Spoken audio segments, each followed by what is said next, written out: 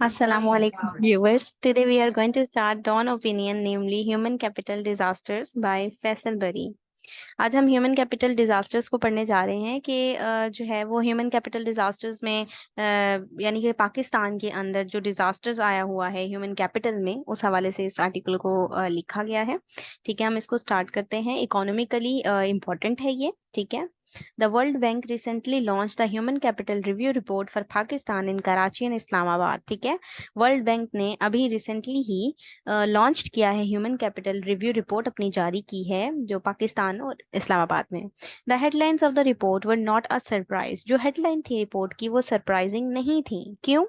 Pakistan human capital index is below even the south Asian average. क्योंकि पाकिस्तान का हम देखने को मिलता है कि जो ह्यूमन कैपिटल इंडेक्स है वो बिलो है साउथ एशियन एवरेज में। ठीक है। Our comparison group is some of the countries in sub Saharan Africa.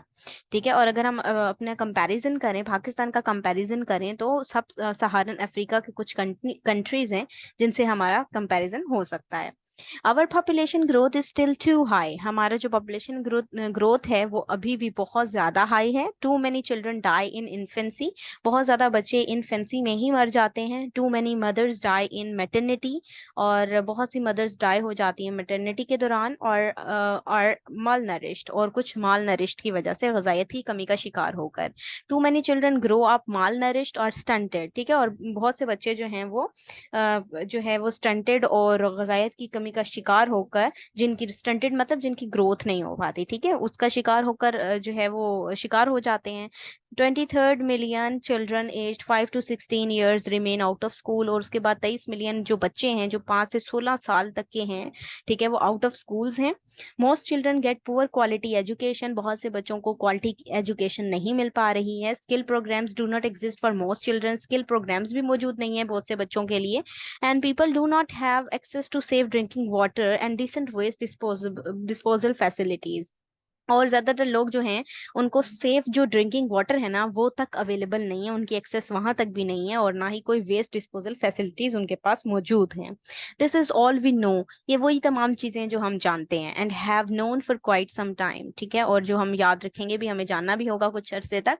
What the report does quite well is then to go into the details of what these headlines means. ठीक है, और अगर हमें इस report की को अच्छे से जानना है तो कुछ इसकी डिटेल्स हैं, तो जो कि अभी आपको बताई जाएंगी। ठीक है, वो उसको हेडलाइंस का मतलब क्या है इसको समझने के लिए हमें इसको देखना होगा।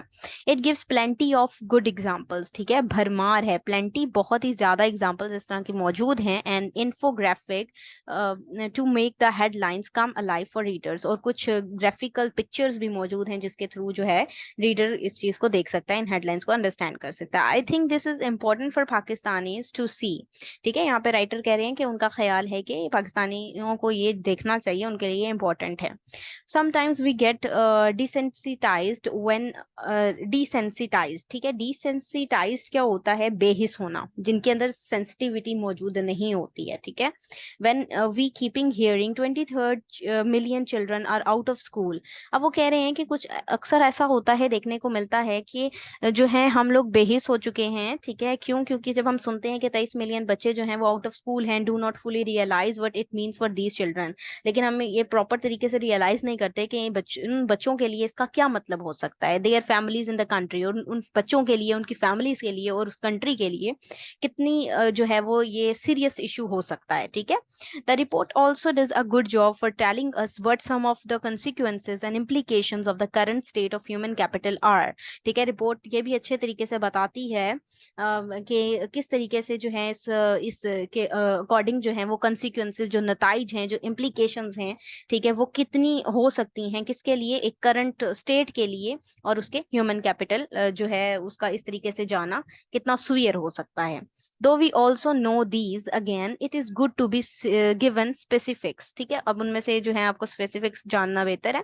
देखते हैं जी। With the population growth that we have and no policies for curbing. Curbing होता है रोकना, कर्बिंग पॉपुलेशन ग्रोथ रेट्स। ठीक है, वो कह रहे हैं कि पॉपुलेशन ग्रोथ को देखते हुए अगर हम बात करें तो हमारे पास किसी किस्म की कोई पॉलिसीज मौजूद नहीं है जो कि पॉपुलेशन ग्रोथ रेट को रोक सकें। And in the absence of any priority accorded to it, और इसके हवाले से जो प्रायोरिटी दी जानी चाहिए ना इस मसले की तरफ, वो भी जो है उसकी भी एब्सेंस है। We are looking at a country that will not be able to provide for the basic needs of most of its population. हम उस कंट्री में हैं, हम उस कंट्री को देख रहे हैं जहां पर लोगों को जो बेसिक नीड्स हैं वो भी मोस्ट ऑफ द पॉपुलेशन को प्रोवाइड नहीं की जा रही। कंट्री इतनी एबल ही नहीं है। Pakistan is one of the countries that is very vulnerable to climate change. Pakistan उन कंट्रीज में से एक है जो कि क्लाइमेट चेंज के हवाले से बहुत ही वल्नरेबल यानी कि कमजोर हैं। We are seeing some consequences of it. हम इसके बहुत से नताइज देख रहे हैं। शिफ्टिंग ऑफ रेन पैटर्न्स, ठीक है, रेन आप देख सकते हैं पैटर्न चेंज हो चुके हैं। बारिशें जो हैं वो बिन मौसम हो रही हैं। फ्लड्स हैं आ रहे हैं। Shifting of temperature peaks etcetera, और टेम्परेचर भी डिफरेंट हो चुका है, अपने पीक्स पर पहुंच रहा है। And we are already a food importing country, और उसके साथ ही साथ हम क्या हैं, हम फूड इंपोर्टिंग कंट्री हैं, ठीक है। If we have a much larger population to feed while our agriculture becomes even more vulnerable. अगर हम जो है एक लार्जर पॉपुलेशन हमारे पास मौजूद है खिलाने के लिए, और जो है एग्रीकल्चर में हम जो है वल्नरेबल होते जा रहे हैं, हम बहुत ही कमजोर होते जा रहे हैं, वी कैन इमेजिन, हम इमेजिन कर सकते हैं what is going to happen to food security for most of people in the country. तो हम देख सकते हैं कि क्या हो सकता है, किस तरफ हम जा रहे हैं, क्या होने जा रहा है। फूड सिक्योरिटी जो है कंट्री में जो लोगों के हवाले से है, वो उसको बहुत ज्यादा थ्रेट है, ठीक है। फूड सिक्योरिटी होती है ना, जब आपको खुराक मुकम्मल तौर पर लोगों को प्रोवाइड ना की जा रही हो, तो हमारी सिक्योरिटी हर्ट होती है, हिट होती है, थ्रेट होती, उसके लिए थ्रेटन है ये चीज, ठीक है, थ्रेट है हमारे लिए, सिक्योरिटी के लिए, ठीक है। Unless state policies change radically there will be serious consequences for the viability of this country, ठीक है। अनलेस कहते हैं जब तक स्टेट पॉलिसीज जो हैं वो रेडिकली, एक लॉजिकली उनको प्रॉपर तरीके से चेंज नहीं किया जाएगा, तो ये सीरियस कॉन्सिक्वेंसेज, सीरियस नताइज लेकर आएगी। किसके लिए? वायबिलिटी ऑफ द कंट्री के लिए, ठीक है।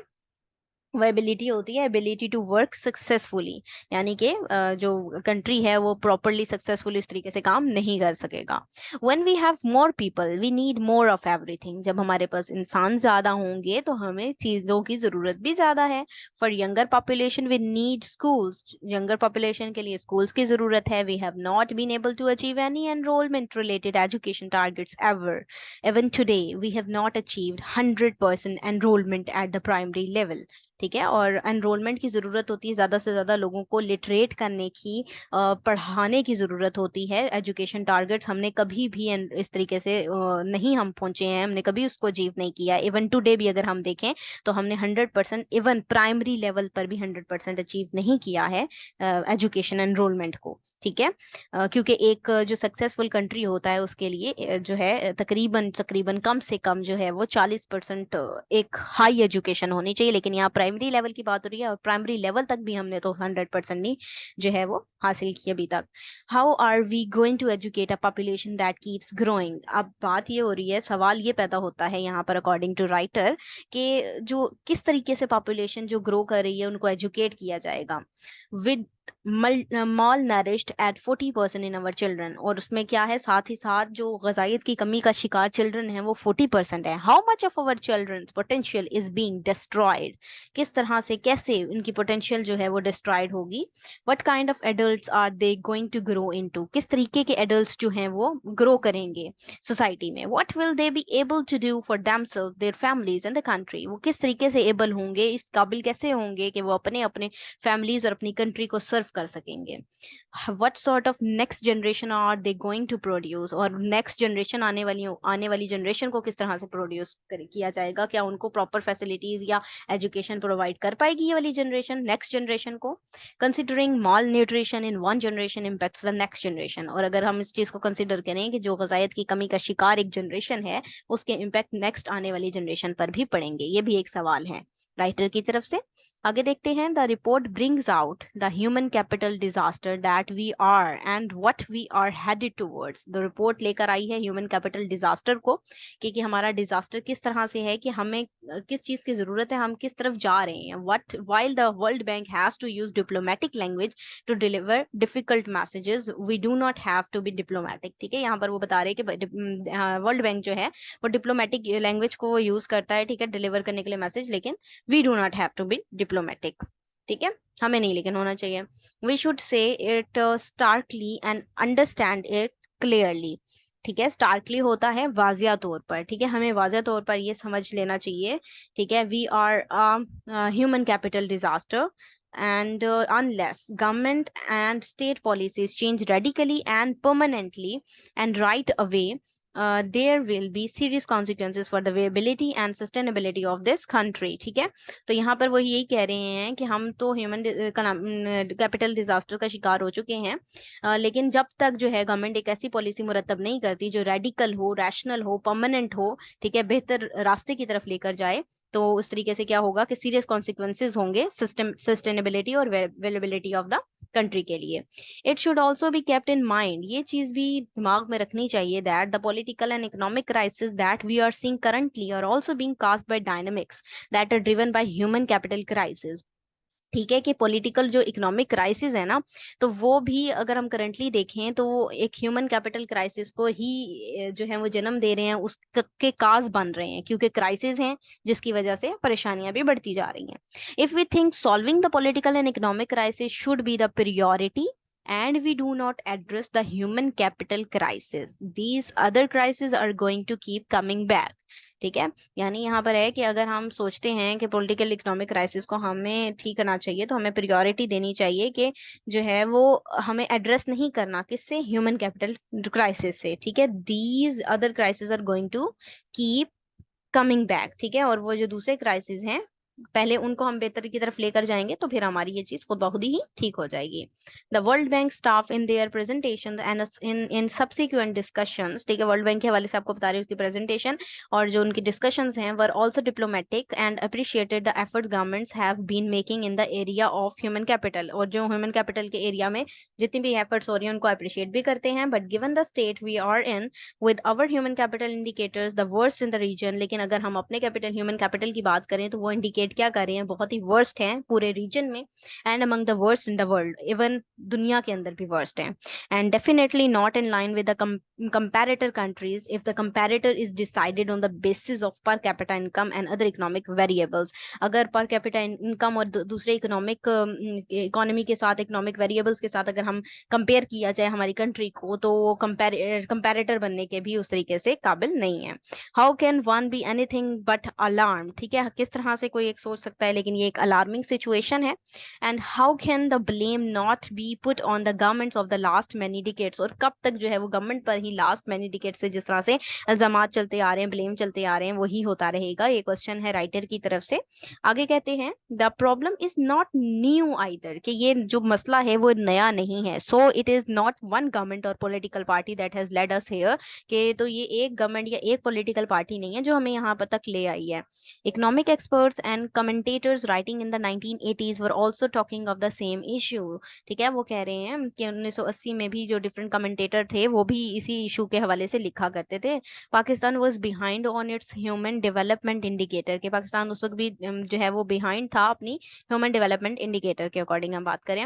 विलियम ईस्टरलीज आर्टिकल, अब यहाँ पर जो एक आर्टिकल लिखते हैं विलियम ईस्टरली, क्या आर्टिकल का नाम है, ग्रोथ विदाउट डेवलपमेंट, ठीक है, ग्रोथ विदाउट डेवलपमेंट में क्या कहते हैं, is worth reading in this regard, कि इस हवाले से वो लिखते हैं, ठीक है, यानी कि इकोनॉमिकली और ये क्राइसिस के हवाले से डिस्क्राइब करते हैं। The issue is with our political economy, ठीक है, जो कि इशू हमारी पॉलिटिकल इकोनॉमी के साथ चल रहा है। Those in power across the political, bureaucratic, establishment, and economic spectrum, call them elites or whatever you like, have no interest in investing in the larger population।